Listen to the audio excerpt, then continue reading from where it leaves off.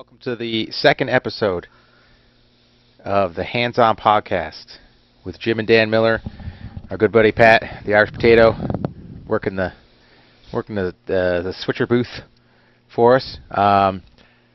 Hopefully, this time around, our tech guy didn't mess up, and we're actually on the Hands On Facebook page. He's been fired, hopefully. so we're good. Yeah, hopefully. The first guy was not very good. Listen, we had to scramble. All right, he was in the back behind the table playing with stuff the whole time. Every time we ran a test, and then all of a sudden it's like, yeah, I'm not going to make it. I don't feel good, and yeah, so he. You know what? It's a trend now. We're down a man again. Yeah. This is episode 2. Yeah, that's it. Episode 2. The cat hair couch is empty. I feel lonely over here. I don't know where our old man is, yeah. but hopefully he comes in. Yeah, soon. He should be here. He's always late. Yeah, that's where we get it from. So today we're gonna give you the rundown of training camp. My training camp for this fight that's going to be on Saturday at the Madison Square Garden in New York, at UFC 205, and kind of just some ideas, and not ideas, but kind of the way that I feel, that you should train. Dan and I don't necessarily agree on everything when it comes to training, but it's fun to voice opinions and to let everybody kind of chime in. So we're going to talk about training in general, and then we'll give you a little bit more of the Miller family history, see what kind of stories we can come up with, because we don't have anything planned for that. And then we are going to get into some projects. Dan's been doing a little blacksmithing lately. So yeah, he's been pounding some iron. Pounding a lot of iron. Yeah. It's a lot of fun. So we're gonna get into that stuff as well, and we got some videos lined up for you, and you can hear our sensual, sexy voices over top of it, and yeah. So UFC 205. Training's going well. That's good. Good to hear. Yeah.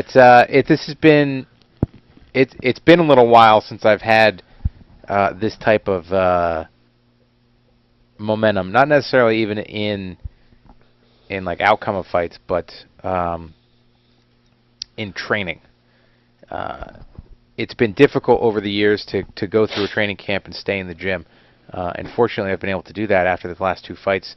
So this will be my 3rd fight in 6 months, which is pretty awesome. 1, because I love to fight, and 2, because I make money when I fight. So that's exciting for me. But yeah, I feel good. I feel sharp because I haven't felt the need to take time off of training like I had over the last couple of years. But also with other things going on, building out the gym and stuff like that, and things were getting in the way as well as my body. But yeah, like I said, I've been in the gym for 6 months, so I feel good. I feel sharp. I feel ready, and feeling like a young kid again. That's fun. So I need to drink some of that Gatorade. Yeah. I do not feel like a young kid anymore. You need Fat to train. Old slob, basically. You need to train. Is that where you guys differ on training philosophy? Training versus not? Well, you just jump in. Training. What the hell's training? Practice. Yeah. Practice. Just go. You talking about practice? No, I train. I just haven't been lately in the gym as much as I should be, but been working, helping the old man out. So, but yeah, it is tough because you're preparing for a fight, an actual legitimate fight. So I don't care who the fighter is and what they say in interviews and press conferences and all that stuff. There's that little bit of uncertainty and fear. Oh yeah. And that's why guys train as recklessly as they do, and that's why guys get hurt and have to pull out of fights. Yeah. you know, as a professional, I know what it takes to fight, you know, and what it takes to be prepared for a fight. But yeah, I feel a lot more comfortable now being in more control over my training. Yeah. Because now I'm not relying on other people. While it was good, you know, it had its pluses, it also had its minuses, and now it's a lot easier for me to say, well, you know, today's not. yeah, today's not the day to do 8 rounds. Yeah. With guys rotating on me, you know. So, and you know, I kind of feel, and my head is swelling, my headset's getting a little bit tighter right now, but this is my 25th fight in the UFC, and I've never pulled out of a fight. Knock on wood. Knock on wood. You know, I think it's fair to kinda- say that Jim Miller does not pull out. I don't. I've got that problem. Yeah. Problem and a blessing at the same time. Yeah. Yeah. You know, so I think I know what I'm talking about when it comes to that type of stuff. Granted, I got away with being reckless and being Yeah, well, lucky. I mean, come on, we were being pretty lucky and reckless young and flexible and yeah. In the beginning of our career, we were kind of crazy. we were kind of crazy. But it was also a different room. You know, when we started training at the first gym that we started training at, it was a handful of fighters. You know, we had a couple guys that were, you know, had established themselves there, but it was a very small room. Yeah. So, being 21 when I was 21, you're 23, and you know, having a wrestling background, having a just that, you know, I mean, I don't have to tell you how we were fucking around at work every day, you know. It's, Yeah. we were getting into it quite a bit. So, what are you making faces for over there? I was trying to get a behind the scenes. I'm not sure if maybe we should pause the podcast to switch the video camera quality, because we're getting a lot of people saying that they're enjoying what we're doing, but that it's freezing up pretty bad. It's freezing up pretty bad. So I don't know if we want to maybe throw on a technical pause and switch camera. We need it. Let's talk this out. Let's Yeah. do it. Let's do it live. Let's do Here it. we go. I ain't scared. All right. What do we got over here? I don't know. See, the only thing is I don't know if we can change it. If you can do it midstream. Exactly. You just change your rhythm. Change the rhythm. Yeah. We're gonna Here we have to. We're gonna have to go down for a second to We will be adjust right back. adjust the output. Yeah, here we go. And, So we do. We're going to field a comment here from Dan's wife, and she says it's pretty bad. I'm glad pretty that bad. she's not holding up, and her cousin thinks it sucks too. Oh, that's awesome. It looks like. Hold on. What just happened? The volume went way up. Yeah. That's because Fat Fingers there. No, on the main control. no, He did. no, because I saw us peeking over here. We're just working through some things right now, guys. It's only number 2, guys. Yeah. Give us a break. This is it. All right. We are. I don't want to blow your eardrums out. All right. We're gonna go down for like 1 minute. I promise. We'll be right back. We should be back right about on that. The beef bringing us in strong. Are we back? Are we back? I am seeing recording live. Yep. All right. We're giving it a shot here. Tell us what you think. We were just trying to work out our, you know, because we wanted to put out a good enough product From the beginning. but cheap. the Miller way, kind of cheap, kind of redneck, and Just trying to rig it up. yeah, just kind of rig it up. We could have gone a lot more expensive, but we also wanted to.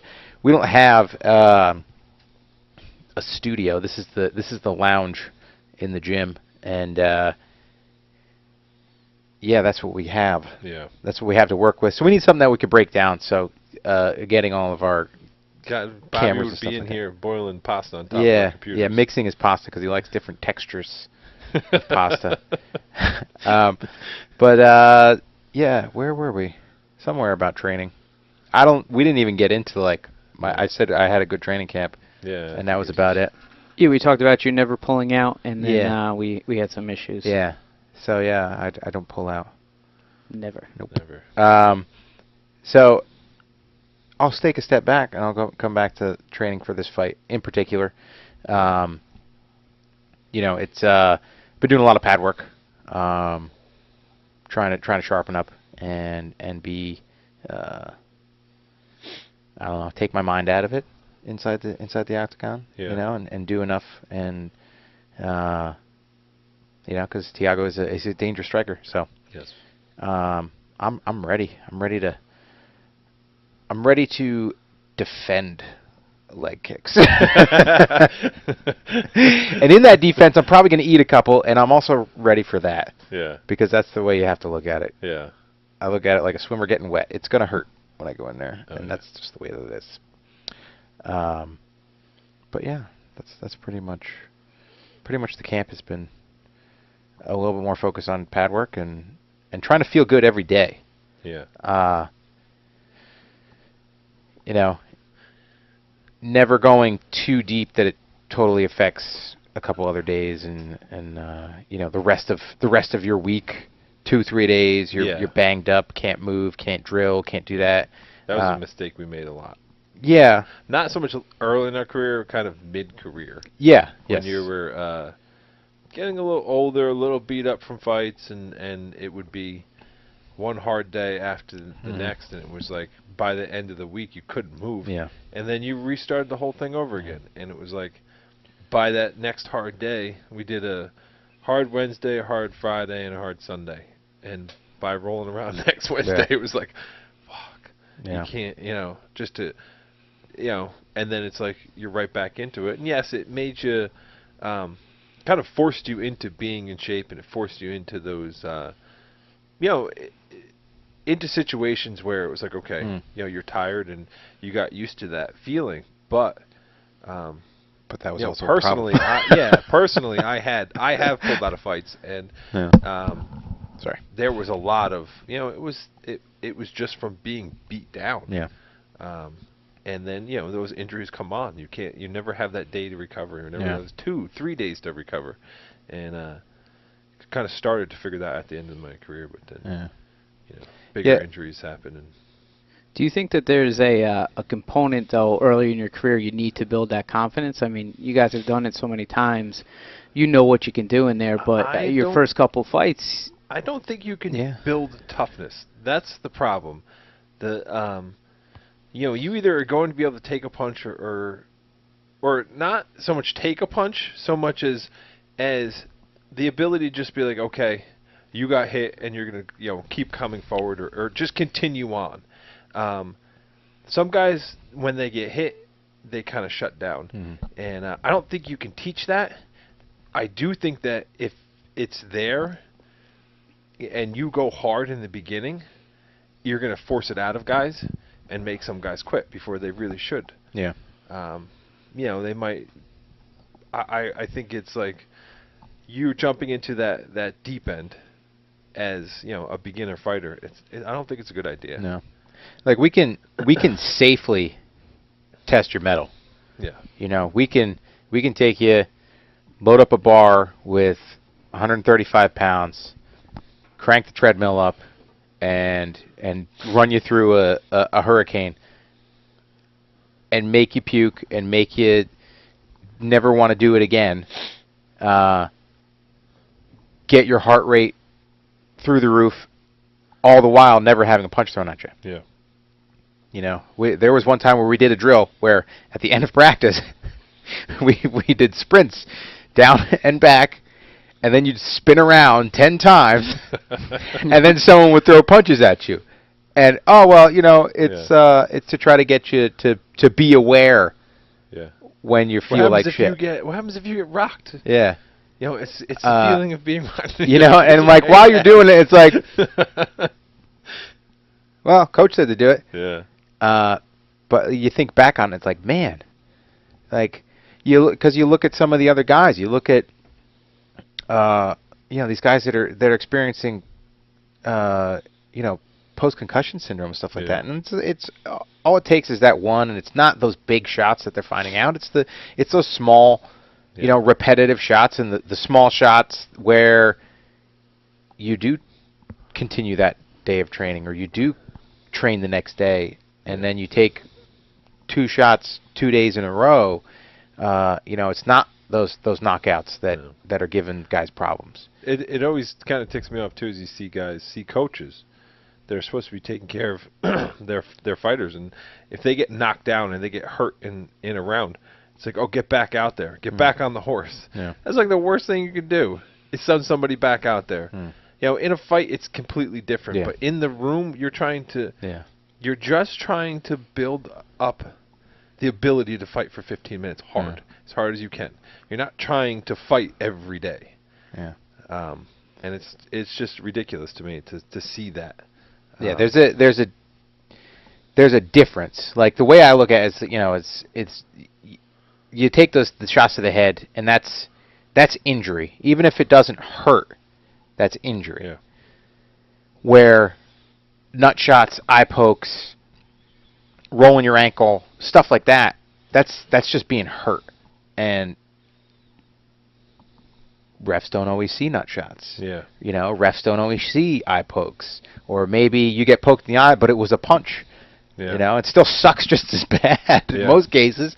You know, anytime somebody touches your eyeball, it's not fun.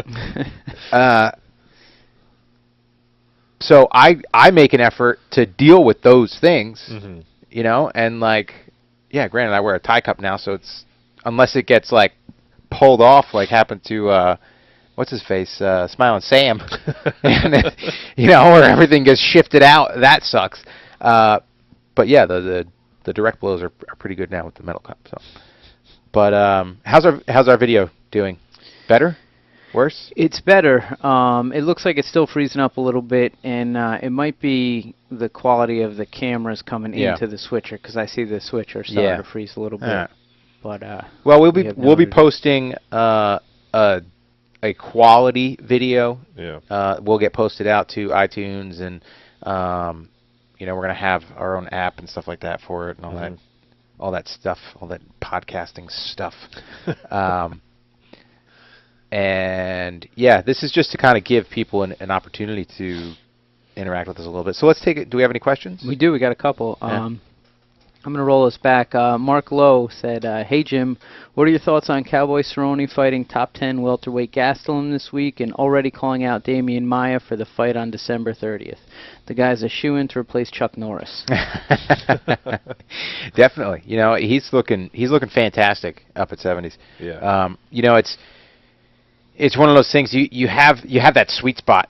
You know, and even though he was successful at lightweight, I guarantee you those weight cuts were taking something out of his performances. Definitely. You know, and like me personally, I made that choice like a year and a half ago to really focus on losing weight and actually losing mass, because I'm only 5'8", so it's a little bit more difficult to grow. Yeah. You know, height wise. Width-wise, it's easy. Yeah, you know, well, I am a grown nut. So there's our explicit. And anyway, we're out. so yeah, so so to answer your question, I think he's doing great, and you know, Gastelum's been looking really good. So it's gonna be a really good fight, and that's actually my pick for fight of the night. That night is that one. I think that, you know, Maia is just a pain in the ass for anybody, because he is so damn good at what he does. So that'd be definitely a difficult one for Cowboy. But yeah, I'd like to see him give it a shot. Yeah, definitely. All right, so Mike Malkasian, and sorry if I butchered that, gave us an inspirational quote here. He said he doesn't care about Conor or any of those other marks. The reason he's debating spending his mortgage payment to go to UFC 205 is because of killer Jim Miller. Woohoo! Let's go, Jim. Alves ain't welcomed at 155. Well, thank you very much. I appreciate that. Do not do not spend your mortgage payment to come see, Yeah, really. to come see the fight. I repeat, do not do that. We do have some dissatisfied listeners. Yeah. Jeff Warsaw says, "This is no stranger in a strange land. I'll tell you that." I don't even know what that means. I'm Jeff. not sure how to decipher that, Jeff. Yeah. If you want to give us a little bit more detail, we would love to tackle that issue. Yeah. I'm excited to get my teeth into it. Pat's our bulldog. JT Cherpokovich, and I probably butchered that one too. He wants to know how Alves is going to make 55s. I think we all want to know that. Yeah. You know, I'm not like the stalker type. I've seen one picture of him. I've seen one picture. Looks like he lost a little mass. He looks like he's lost a little bit of weight. You know, it still always sucks though. You know, that's like I've lost, like I used to walk around over 180, mid 180s, and kind of coming back to that like sweet spot that I was just talking about Cowboy. Like if I hit 184, my center of mass dropped. My hips got a little dumpier, and all of a sudden I could move big men a lot easier. Yeah. And I still had the speed advantage against them, but I felt stronger just because of where my center of gravity was. Now I walk around, it's difficult for me to get over 170. Yeah. You know, I had tough weight cut early last year, and I kind of just decided that I'm taking some mass off. So, excuse me. I put that work in, but there's still no part of me that wants to go down to 45 because I'm only doing this so that my weight cuts to 155 are easier. Yeah. I'd have to be walking around mid 50s to replicate, you know, the ease that I made weight the last 2 times at 145s, and at this point, I do not want to make it any harder than it already is because it still sucks. The weight cut is becoming more of an issue. I mean, you can see it with other guys too. It's like I think that it should be less of an issue. You should fight more at a more comfortable weight. Yeah. You know, I tried it, and it was probably one of the dumber moves of my career, going to 70s. Well, the second sucked. time. It sucked. The first Even time the you had an first easy time, one. I had an easy cut, but it Yeah. still wasn't a. I should have just stayed at 8. You know, obviously looking back. But yeah, the second one was just kind of. I think you should get into that a little bit. There was some black blood. There was. No, I just showed up day before. It was like what 20 to 18. pounds, Yeah, I think it was like 18 18 or pounds, yeah, something like that. So 24 hours before. it wasn't. And, Yeah, wasn't well, that was the thing is it didn't come off of you earlier in the week. yeah. You know, I've shown up 17, 18 pounds over, but it comes off, and then you know, you're dealing with like 10 in the last little bit. Yeah, for some reason it just didn't come off during the week. I mean, I did it a couple months prior, and for some reason coming in, I came in, you know, I think I came in a pound or 2 heavier than I did the prior weight cut, and I don't know. I did the water cut, and I gained a little weight, and then all of a sudden, it's 24 hours before weigh-ins, and you know they make you step on the scale and you check your weight, and I step on the scale, and I was 188 or 189. Mm-hmm. Everyone stepped on, I'm like, fucking son of a bitch. Jim's stepping on the scale, or Constantino stepping on the scale. I step off. I'm like, guys, get away from the scale. Step It's not back funny. on. Yeah, it's not funny. I look at it. I was like, holy fuck. And I actually had the thought of like, all right, like brief thought. It was like, all right, okay, I'll get down. And then I was like, you know what? Fuck it. I said I was going to make weight. I'm going to make weight. And I remember thinking, like, this is going to be the worst night of my life. Mm-hmm. You know, just physically, this is going to be the worst night of my life. And it was. Yeah, it was. It was pretty bad. Like It was a Jim bad actually had to put my underwear on. Yeah. That's how out of it I was. I could not a good brother right physically there. put my own underwear on. I laid on the ground and just left my underwear on. I was able to pick my hiney up. That's about it. At that point, I should have been like, you know what? Yeah, it was just. We should probably It probably should have been I should have made the call a little bit before that, seeing how you were doing. Yeah. But But, you, know you what? live and you learn. Luckily, you lived. Yeah. So Yeah, I couldn't. don't do that. Yeah. Coming up Don't from do that. the after weigh-ins, like came up in the elevator, and I physically couldn't stand in the. I had to sit down and kind of lay against the wall in the elevator, and then almost crawl to my room, and then just we actually did the IV at that point, and it's still like every time I've done the IV in the past, and I've had shitty weight cuts, for a bunch of other fights prior, you have that like it just doesn't come off the same. For some reason you did something wrong during the weight cut, it just doesn't come off the same. And this one but then you do the IV and within an hour, 2 hours you're like, you feel better. This one was like I'm getting the IV first bag, second bag, and I'm just like I just never I did not feel I was not getting any better. It was not, it wasn't fun. But again, you learn. Yeah. And, So this was a different time when you could IV. Yes. Yeah. And how do you think that has changed the weigh-in game? I think it requires you to come in closer to weight because of the potential, brain trauma. Once they put the IV ban in, you saw a lot of guys that weren't getting rocked. Yeah. Getting rocked or knocked out, and it's just it's one of those things that I know what they're trying to do with that rule. They're trying to get rid of blood doping, but I think it's dangerous. I think it's dangerous to us, and you kind of have to respect it. You have to abide by it, and you have to understand that if you do cut a lot of weight, you're at a higher risk to get concussed or to get knocked out and stuff. I'd rather be healthy and be able to remember my kids' names when I'm 45, but fighting guys who are sauced up. Yeah. In my personal opinion. Yeah. Because we know that it doesn't make them hit any harder. It makes it so they can train more. Yeah. And that's why they take it, so that they can recover more, because they train like assholes, and they need it to recover from those types of workouts. And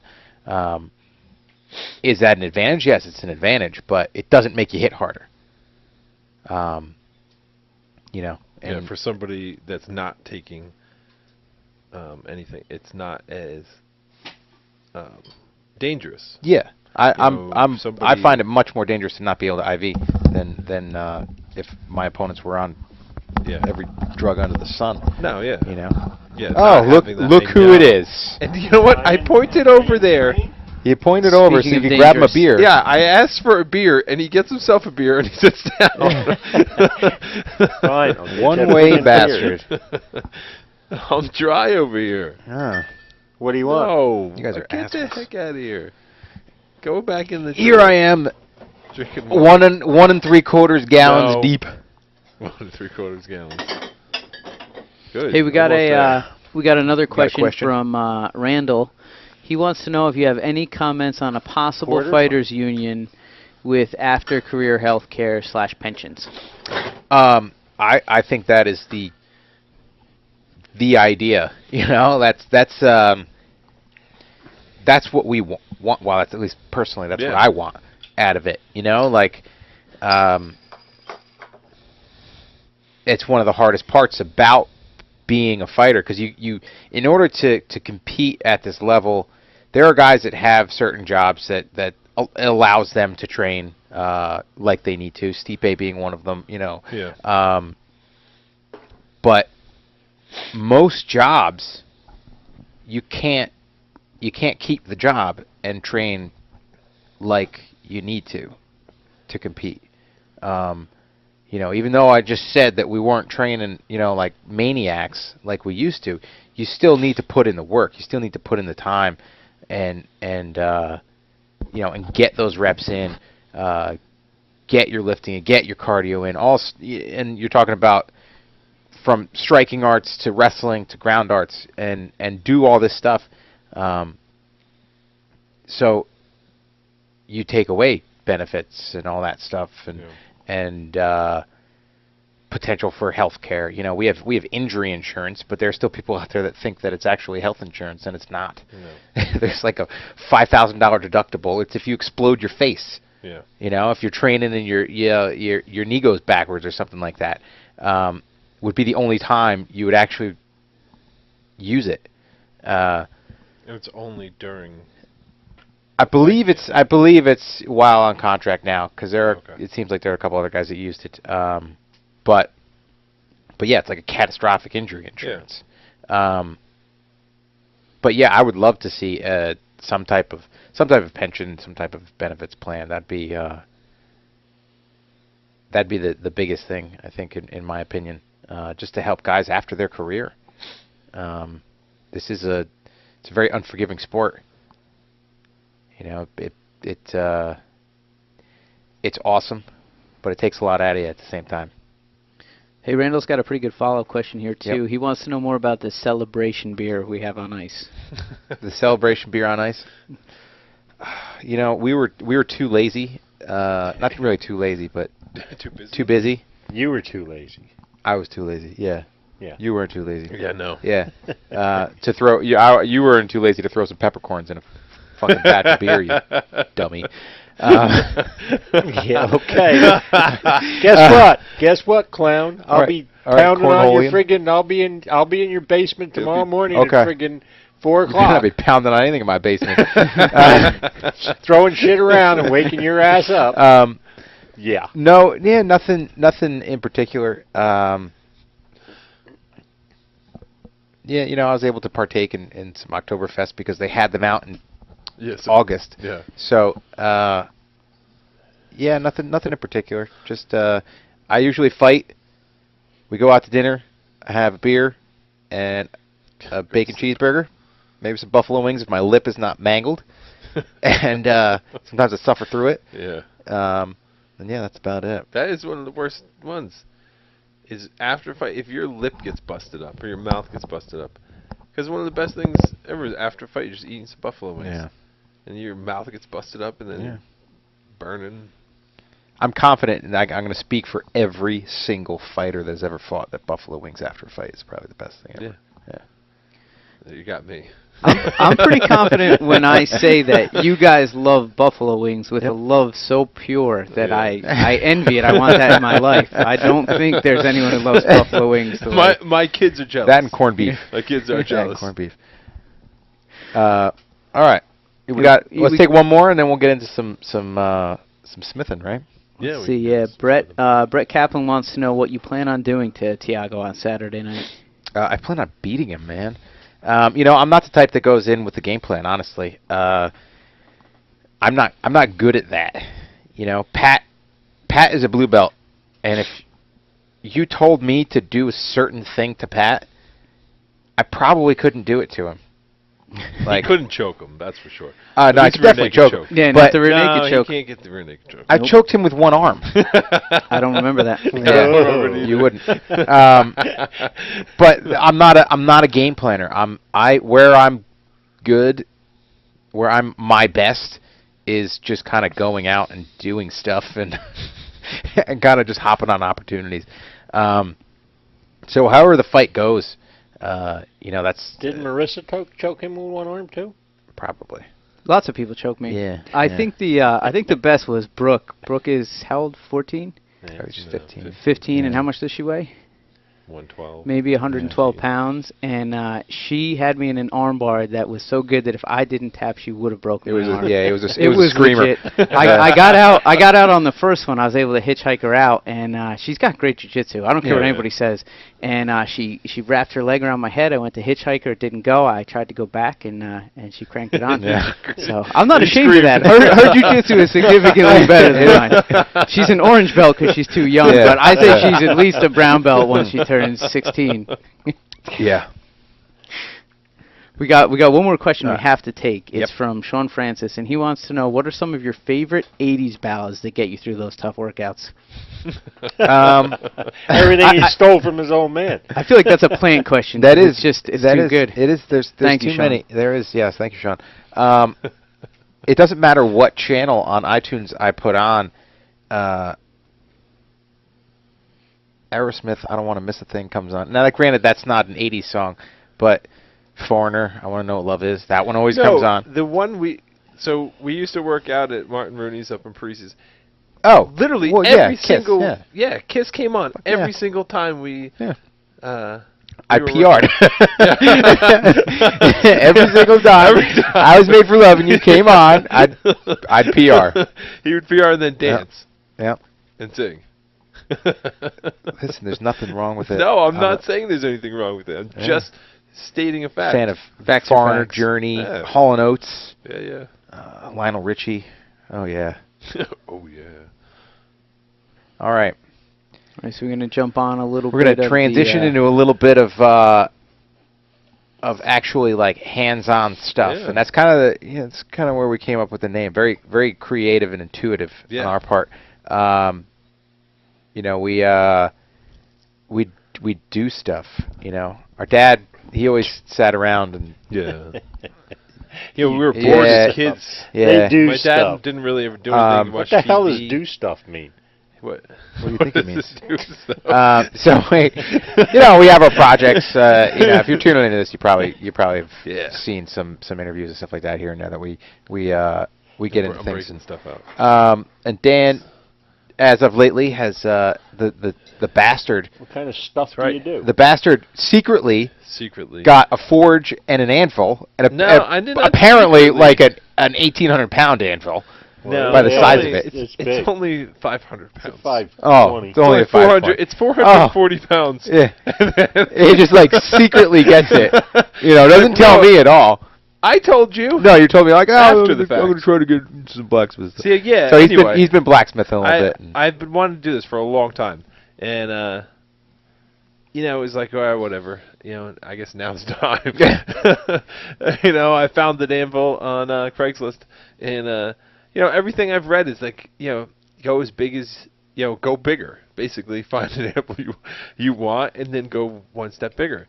Well, I found this 200 kilo anvil on Craigslist, and I was like, hell yeah, that's what I'm going for. But yeah, so I got an anvil, and I got I was gonna borrow Jim's forge. Jim's got a coal forge, but then where I'm living right now, a little rivet forge would be a pain in the butt. isn't. So I went out and I got a propane forge, and I've been doing some you know, doing some blacksmithing. The old man's been helping me out a little bit. He's my striker sometimes. He misses a couple times. But, never. Fucking never. I've made a few things. I've made some bottle openers. Hey, I'm going to throw up the antler on the cast. I want to... Yeah. Let me go. Boom. We're just talking through that. Yeah, so up there, that's a antler that I shot. No, actually, I found that in the woods. Yeah, he shot an antler. Yeah, I shot that. I shot the antler right off. So the deer was unharmed. Yeah, the deer was unharmed. So then I made a tenon on a piece of 3/4 inch stock, and I drilled out the antler, cut a piece off, drilled it out. Pat will show you the next one photo. Bam, it's going to take a second, yeah. So why don't you tell us your favorite color? This is where I'm at now. I have the tenon and the bottle opener, and I have the antler drilled out. Still trying to figure out a way to attach it. I think I'm going to pin it put some epoxy in there, and then I'll sand it off, and file it up. I made a couple other ones. Just some, just basically trying the stuff out. Not really. I never really go in with any kind of idea like I'm going to do this. I just start hammering away and figure it out. And as I'm going, I just kind of see where it goes. But I need to open. I had a file, an old file. Actually, this is where it originally came from. They had this old rasp file that I was going to make a knife out of. That you got out of my toolbox. I may have gotten it out of his toolbox. I may not have. Who the hell knows? Yeah. Well, the problem at is this point, who cares? Yeah. It was all rusty and nasty, so it does not matter. I think we need to clarify though. I had it. A toolbox. It was not. A toolbox or a 5-gallon bucket. No, a quarter full of water. No, with a bunch of sockets in it. Friggin' beer case of beer. Yeah, case of beer box. That's one of my dad carries his one of the waxed Budweiser boxes. Yeah, the waxed Budweiser box. Yeah. They made great toolboxes. They did, yeah. They lasted at least friggin' 2 months. Yeah, and then every time you needed them, what would you do? Sit there, rifle through it, dump it out, swearing your head off. No, that's because you got into it and messed it up. Yeah, I always knew where. Come on, I knew where everything was. Yeah. Right. As an impartial third party, I have never seen anyone's tools so disorganized. I've been to the house, and the spackle bucket has been filling with rain. It's always rusted. And if you could locate a single socket in that set, I would be amazed. Yeah. That's an impartial third party view. Yeah. My truck's running. Amazing. And did you use the perfect tool? Yes, I did. Yeah. Of course. But yeah, so anyway, back to the blacksmithing. So we've been doing things. We've made knives. Jim's made knives. When I had this old rasp file that I had, and originally that's where the blacksmithing kind of came from. So I wanted to make this knife out of it. Saw a couple things on the internet, and so I started making a kitchen knife, basically. First thing I did was I cut a small piece off, heated in the forge, tempered it to make sure the steel was good inside. Because sometimes you get old files or something like that were case hardened, or they'll wrap good steel around crappy steel, just a mild steel, so it doesn't get hard. So I tested the steel. It came out actually really hard. I have no idea what it is, but I know it's it's a pretty good carbon steel, high carbon steel. So I kind of started just hammering it out, and I have a knife. I'm going to throw up the picture here. Yeah. Nice. So that is before some shaping. I kind of was just playing with ideas of what the knife was going to look like. I actually made two because there's a little piece that I had cut off of the end of the big knife, and I made a small paring knife out of it. But yeah, so I was kind of playing with it. I have a knife that is shaped just like this, and I don't know what the name of it is. In my kitchen, I use it all the time. What is it, nakuri? Yeah, it's something like the Japanese vegetable knife. Yeah. I think you just need to say it with confidence and have somebody challenge it. Nakiri, I think. And I don't know how to pronounce it or what the name is, but I enjoy using that knife. And and I've always wanted a carbon steel knife. So when I was hammering it out, I kind of saw that shape and I was like, that's the shape I'm going to go for, and so here it is. It still needs some filing, it still needs some shaping, and then I have to send it over to Jim to sharpen it because he is much better at sharpening than I am. I want to know when that debate was settled, because that was almost as heated as who's faster. No, who's a better I never argued that I was a better sharpener than Jim. It's with this guy over here that thinks his chipped and rolled edges are like, oh, this is super sharp. The sharpest knife you've ever used. Check these knife skills. Barely. Okay. He's good with them. We're gonna have to have a his sharpening skills. His chop off. Who's gonna have a chop terrible. off with me? We'll have knife skills. I will have. Yeah, I will have knife skills. Dad, you don't have knife skills. It's not about knife skill. We weren't talking about knife skills. Okay. We're talking about sharpening skills. All right. I will have a chopping contest with you any day. Any day. You will? I will. I will.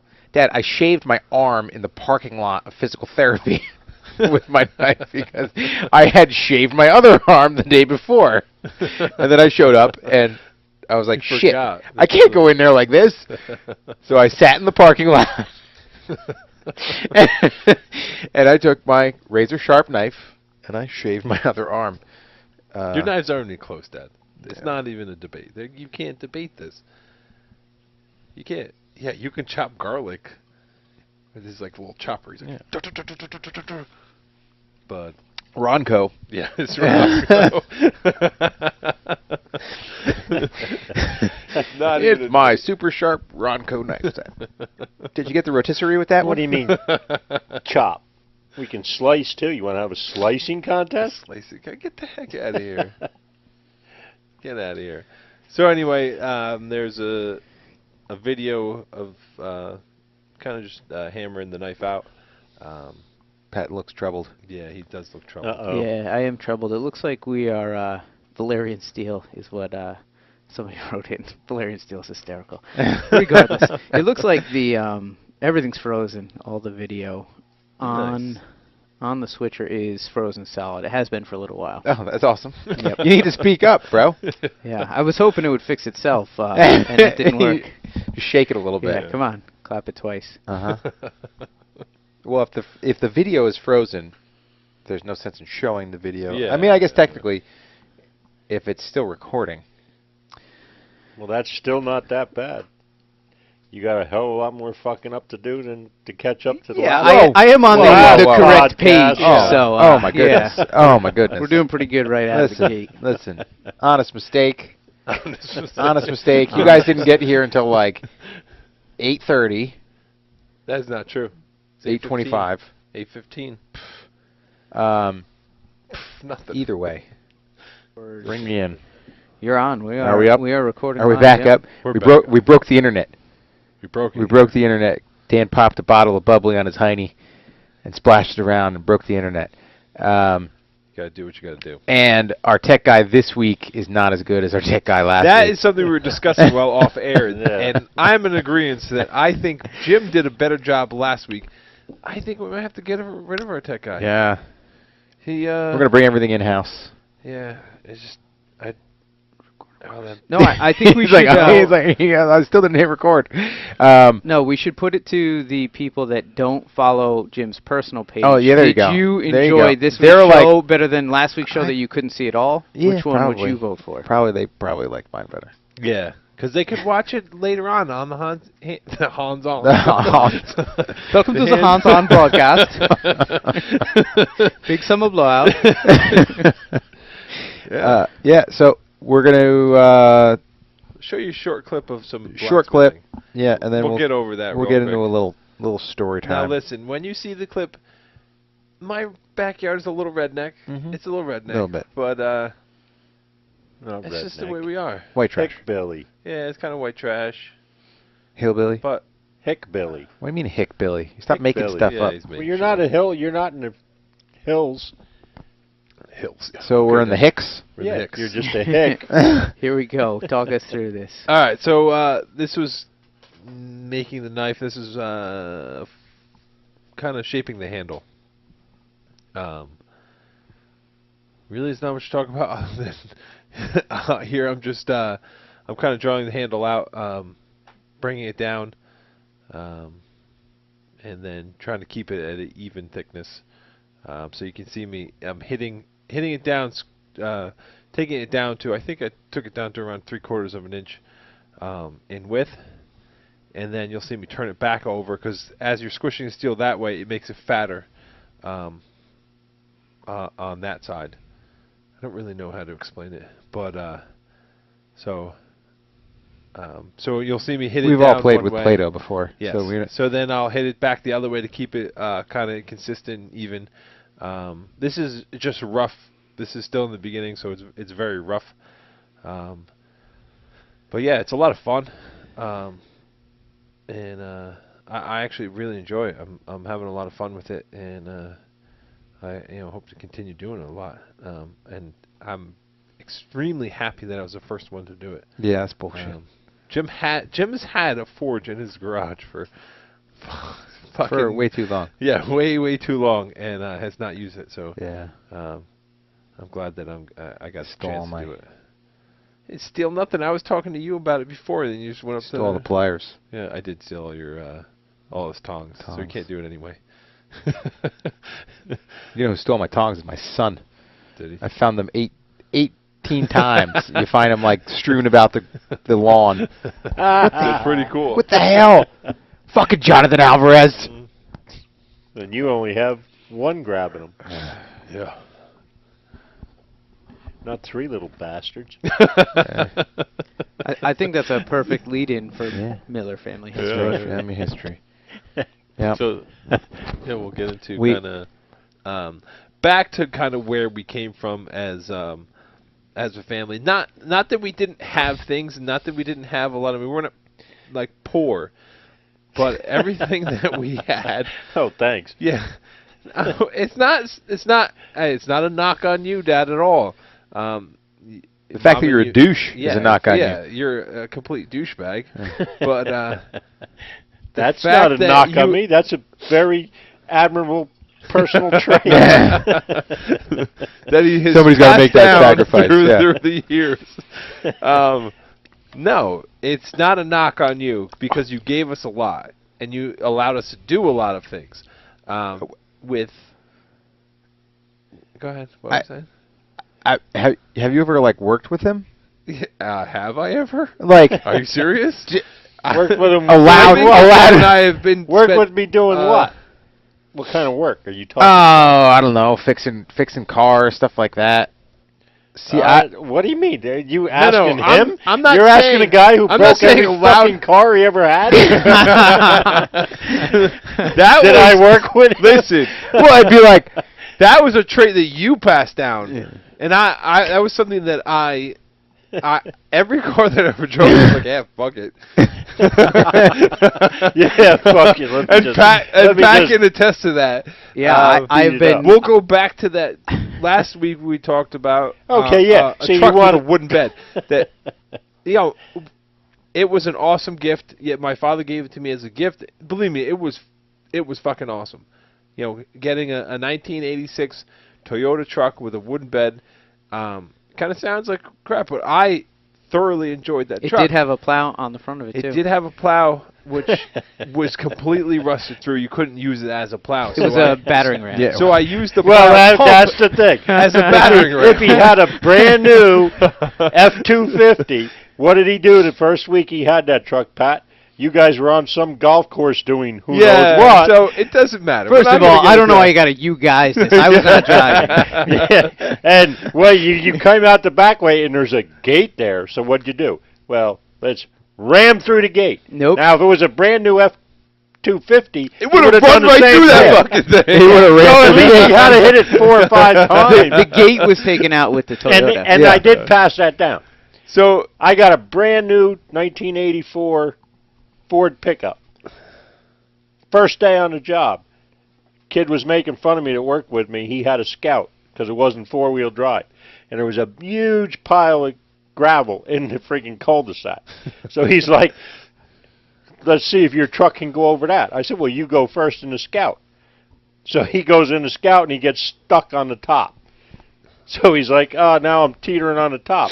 And I was like, well, you lose, you're stuck. He goes, well, you didn't go over it, so I'm not stuck.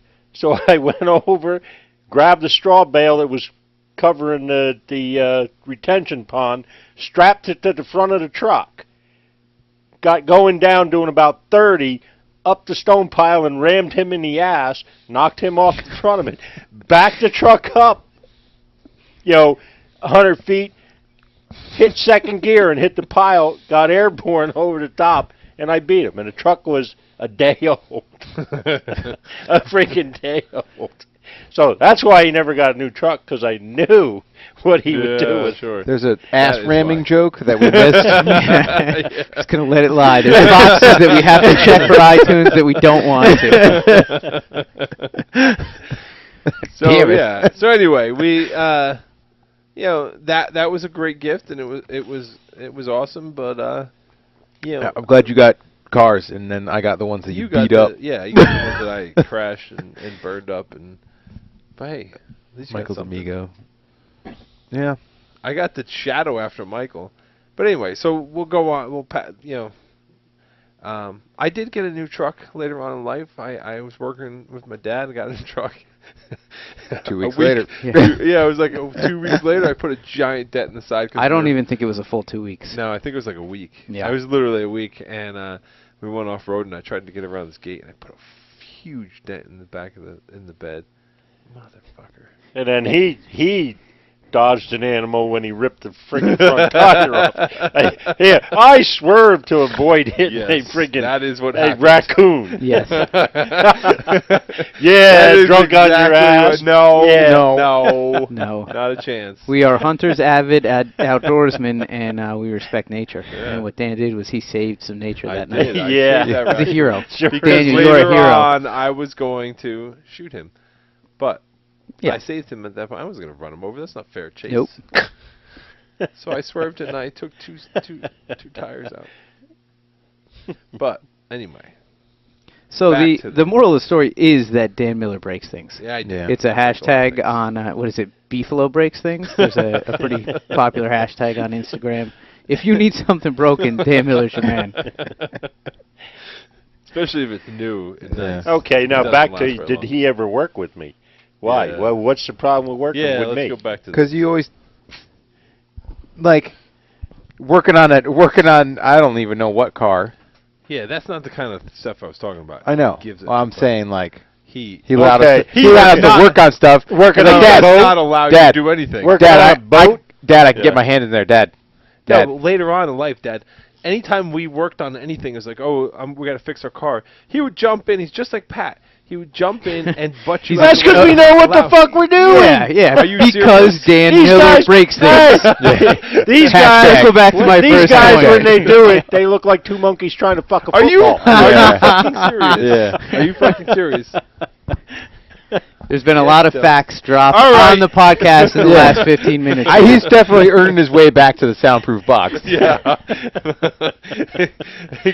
right. He's done. Back to 3 minutes with Mike. Oh, see, You only getting 3 minutes at the end. and I got to build this soundproof box. Oh, That's yes, true, 'cause yeah. You're the only one who could build anything. Let's. Yep. Okay, so you never liked working on cars with me. No, I was you're just, the I was worst. making a comment that working You with can get your you hand in there, isn't working with you. It's It's watching. watching me it's work. you pushing everybody out of the way and then hitting your head 18 times on Well, the lift and And cursing. There's some And of cursing. the most amazing Oh, cursing I've ever the heard best. when The best. when the boss is working on a Well, car. yeah, Curses when I'm that working people anywhere. have never heard before. He makes stuff up. yeah. He's a great cursor. Yeah, that guy in what Christmas Story? No, what was that? I have no idea what you're talking about. Yeah, Ralphie's dad. Oh, yeah. Yeah. No, I was thinking more No, like SpongeBob. it was way worse than Ralphie's dad. Yeah. Well, I'm going to say, one time, I was young. I don't know how old I was. Maybe 17, 18. I think I was still in high school. My dad was working downstairs. And I think he was working on the boiler, on the hot water heater. And, so obviously something was going wrong. And my mom and I are standing upstairs talking, and you hear, fucking A, stick a broom up my ass and call me asshole. And both my mom were like, what? Classic line. Yeah. What did he just say? Where the hell did that come from? That is not even a swear. Like, what the... That, it's just stuff like that comes out of his mouth whenever he's working on vehicles or anything. anything. Anything, Boats, basically. vehicles. Boats. Yeah. That was probably... So one of the... Not that it was like an awesome time. So, again, we got stuff as kids. And we went places. We used to frequent Lake George during the summer, and we had boats. We had a boat, but it was not. I'm not gonna say it's like it was probably like my dad would travel around pretty much anywhere, everywhere, and he would search for the cheapest boat he could possibly get, and he would buy the boat. Well, every time we went somewhere, something broke. Mm-hmm. Literally every time we would go up Lake George, it would be like, all right, we're spending, a week up at Lake George, and we get up there. No, the we boat- had 2 good years. Yeah, well, we put the boat in the water, and the boat would break, or the truck would break down. The one time he had to do, what did you have to do? A whole engine job while we were up there, and so the boat broke the one year, and he's fixing it and getting just frustrated and fixing it. I can't even tell the story without laughing. Him and Jim, I think it was Jim and I Yeah, were sitting yeah, it was inside Jim. watching him, and he's swearing his head off. We on the were top. like shooting the pellet guns or something. Like, Yeah. we were out there. Oh yeah, we were on the Yeah. porch, and Shooting the pellet guns yeah. at me. No, No. that wasn't at that time. Different time, Yeah. different game. So he's working on the boat, swearing his head off, and he goes to jump down, and he jumps off the back of the boat. He didn't jump very far, and the trailer hit him right in the back, right in the spine, I think. And he starts going off, swearing his head off, and holding his back, just swearing, just fucking looking up in the sky, swearing his head off. And it's not really that funny, but at the time it was hilarious. it's It still funny, isn't very yeah. funny. That's why we you're started laughing. cracking up. Yeah, started cracking up. Oh my god, it was pretty funny, and that's just basically the story of our. We had stuff, but it always broke, basically. Just like the internet here. Yeah, just like the internet here. So it's not that the Beefalo breaks anything. Hey. It's that was me. Sorry. Yeah, it was you. It's the boss. He broke it.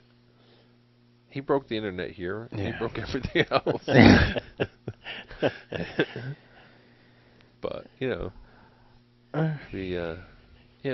we had stuff and but we lived kind of that hillbilly kind of redneck. Lived. Look at Still the live. picture. Yeah. Still live. Still It live. never leaves you. No, That's you the, can't- That's the you can't thing. get away It just from it. doesn't, That's Can't get away from it. I try, but then in the picture you can see is I got my boat, and then I got the ladder that the kids climb in the boat in and out when they're swimming. Yeah. The cut off wood ladder. All right. Yeah. I think that's all we got for you tonight. Yeah. We are going to be back again. We're going to be back in the New York groove. Maybe. Maybe. Hopefully the internet's good. Yeah. It's at the hotel, so it's going to have to be. Yeah, it should be pretty good. We're going to come at you live Friday night. It'll be after weigh-ins. Mhm. We're going to give you a unique perspective of what happens in those last couple days and Yeah, what some video of all the stuff. Yeah, we'll try to get some video and the nice thing about having our sketch together podcast is that it's mobile.